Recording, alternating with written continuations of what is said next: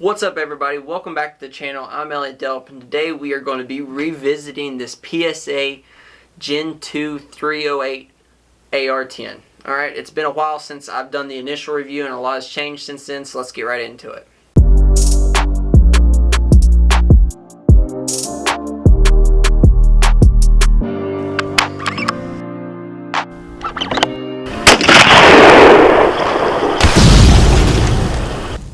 Like I said before the intro rolled, we are going to be revisiting this PSA AR10 Gen 2. So I've had this rifle for a while now. Actually, it's my buddy's rifle, but we've had it for a while now.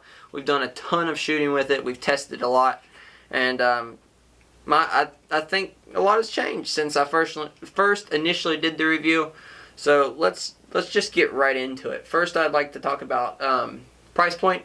When this rifle was picked up, I think it was picked up for like $650 total, lower and upper, and put together. Price has definitely changed since then. You probably won't be able to pick this up for less than $1,000. Honestly, with everything going on, prices are super inflated. Gun prices have skyrocketed, and PSA's prices have went up. But they do make a really good rifle. All right. So let's talk a little bit about specs. We're going to start up here with the muzzle brake and work our way down throughout the system. Alright, so let's get right into that. To begin with, this does have a A2 flash hider, or I don't know, I'm not exactly sure what the 308 version of the A2 flash hider is, but that's what's on it. I mean, it's pretty basic. Alright, nothing crazy about it. This does have a 20-inch barrel. 1 in 10 twist, stainless steel, awesome barrel, and it has a rifle length gas system on it with a 15-inch rail. This rail is not the lightweight rail. This has the Picatinny pieces all the way across the top. No QD mounts, but completely M-lock. You can see the QD mount right here that we had to add for the 2-point sling. But it is a very nice, sturdy rail, and definitely heavy and bulky. My PSA, my AR-15 does have the lightweight rail on it, and when you attach any kind of rail piece to the bottom down here at the gas block, you can't attach it there because it screws up into the gas block and moves the barrel. So that's one good thing about these bigger rails, is you don't have that problem. Alright? So, I mean, give or take, if you want a heavier rail, lightweight rail, be able to use your whole rail, I mean, it's all up in the air, you know. Moving back, the Gen 2, well, actually, this is the Gen 2. I'm not quite sure if I mentioned that earlier. The Gen 3 has an adjustable gas block. The Gen 2 doesn't. And when you buy these rifles now, I don't even think you can buy the Gen 2 on PSA's website. You have to get the Gen 3. But moving back, you got the 7075 T6 aluminum. Just like pretty much everything else, this stuff's freaking beast in terms of holding up. I mean, it is what it is. Everything's made out of this stuff. On your upper receiver, you have the T-marks. Like, I like the T-marks, honestly. Some of my rifles don't have them. Some of them do. But they're nice if you're removing scopes, putting scopes back on, all that type of stuff. Alright? So now let's move from that to the bolt. The bolt is a nitride coated bolt. This isn't nickel boron or anything. Actually, let me flip it around. I don't know. Yeah, so I don't think you can see it too well, but it's nitride coated, and it's not anything special. So, yeah.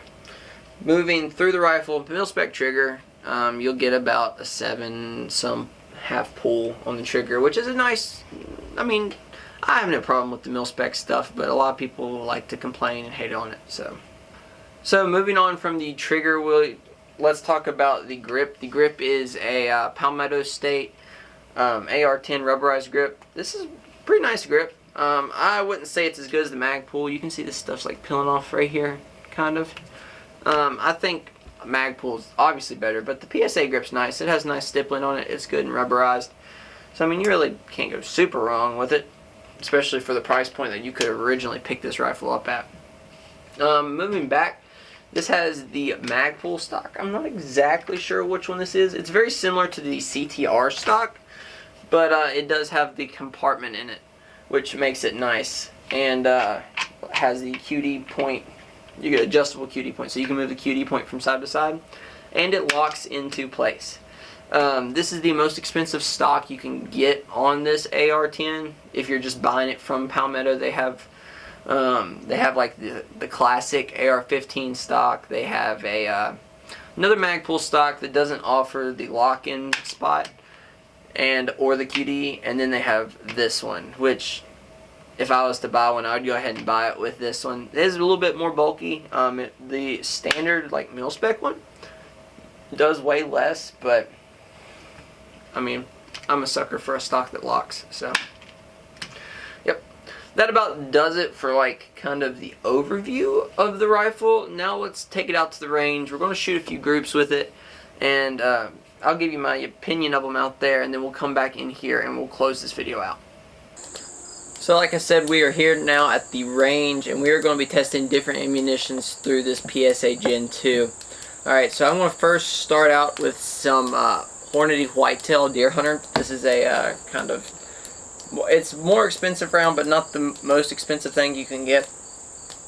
Definitely not the worst. A good deer round, you know. So we're going to start out with this.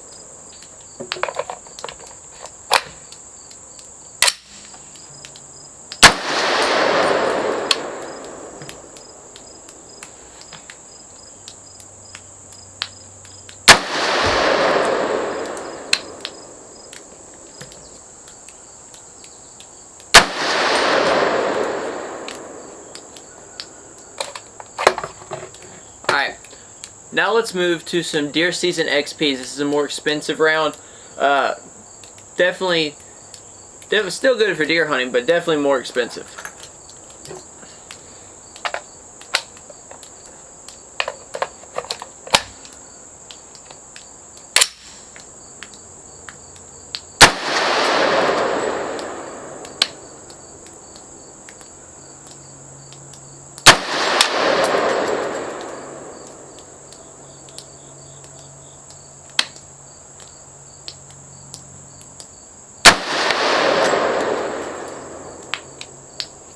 Last but not least, let's move to the Wolf. This is the least expensive round. Even in today's time, these bullets will go for cartridge, whatever. These things will go for approximately $8 a box, or at least at the time of this recording.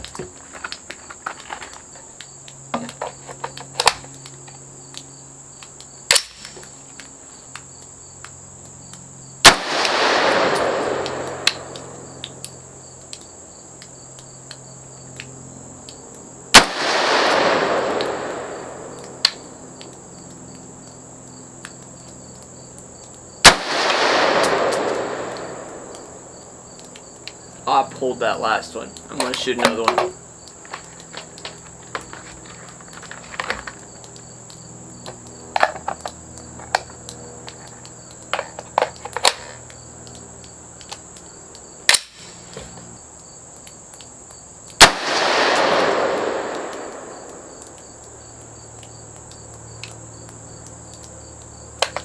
Alright, let's go check out our groups.